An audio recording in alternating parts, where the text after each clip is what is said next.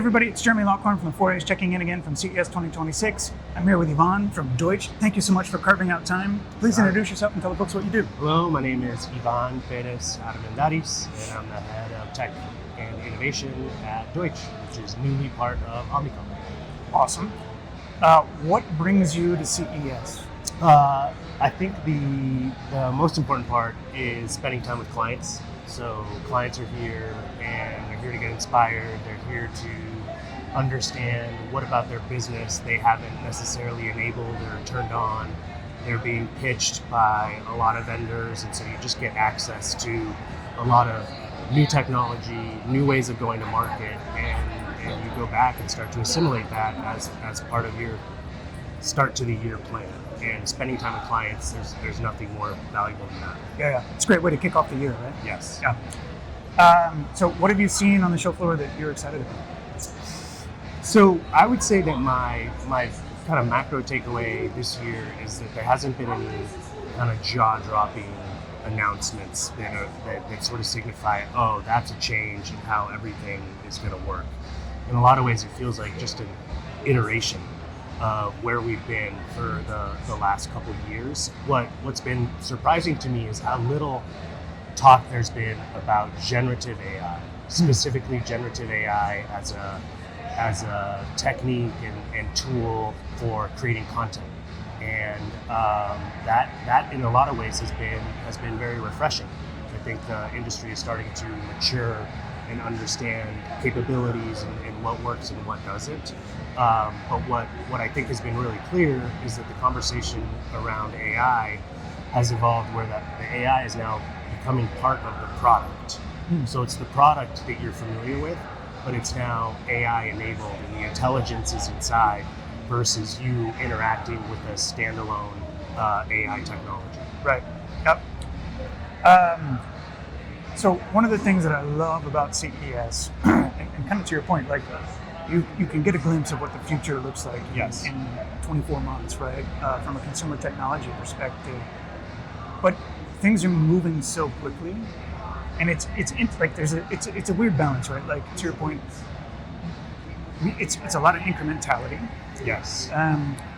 But it's also, we've been given this vision like 15 years ago, and now that's starting to come to reality. Yes. I think that's what's super exciting, but it also makes it difficult to keep up with the pace of change. Yes. How do you do that, and how do you get your teams to keep up with the pace of change? Well, I think there's sort of these large categories of technology that if you can kind of keep them bucketed, you sort of start to see that it is iteration versus wholesale change. So an example of that might be the smart home. So we've been talking about the smart home forever, and when that was unveiled, it really did feel like a big change. So now all of a sudden, all the devices that you used to interact with their interface, whether it's your thermometer or lights, now you're interacting with them through your smartphone. But in reality, it wasn't that big of a leap. It's not that big of a change in behavior. It's not that much of an advantage to flip a light switch versus say it to your phone. And I think that this year what you're seeing, which could be jaw-dropping, are actual robots that are able to do laundry, robots that are able to unload and load dishwashers. In a lot of ways, that's really just an evolution of the smart home vision. But instead of the centralized intelligence being in an app, it's now inside of an AI-enabled robot that can actually do tasks. And so in a lot of ways for me, that's starting to feel like the culmination of a smart home vision, which now maybe is called the intelligent home, that has the type of utility that we've always wanted. And it positions AI in a way that I think is something we all want, which is take the jobs that I don't want to do versus take the jobs that I do want to do because they're very important to me. And so I think it has implications for brands in terms of if you make products that used to be interacted with by humans, but now might largely be interacted with by robots, how would you design them differently? So how would a washer and dryer be different if a robot's largely going to put clothes in the washer, take it out and put it in the dryer? And those are all been designed around what we're good at. And so to me, there's just a huge opportunity for reimagining product packaging and products themselves, where the primary user, so to speak, is a robot and not necessarily a human.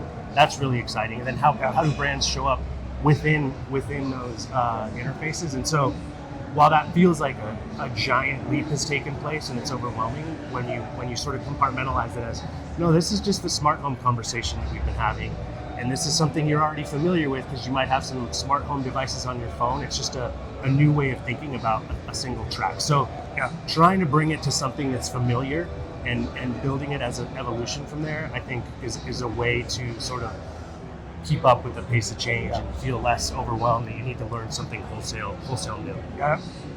All right, my final question is the crystal ball question. Yes. If we were to meet again, and I hope we do, in 2 years at CES, what looks different, particularly from a marketing and advertising perspective? Yes.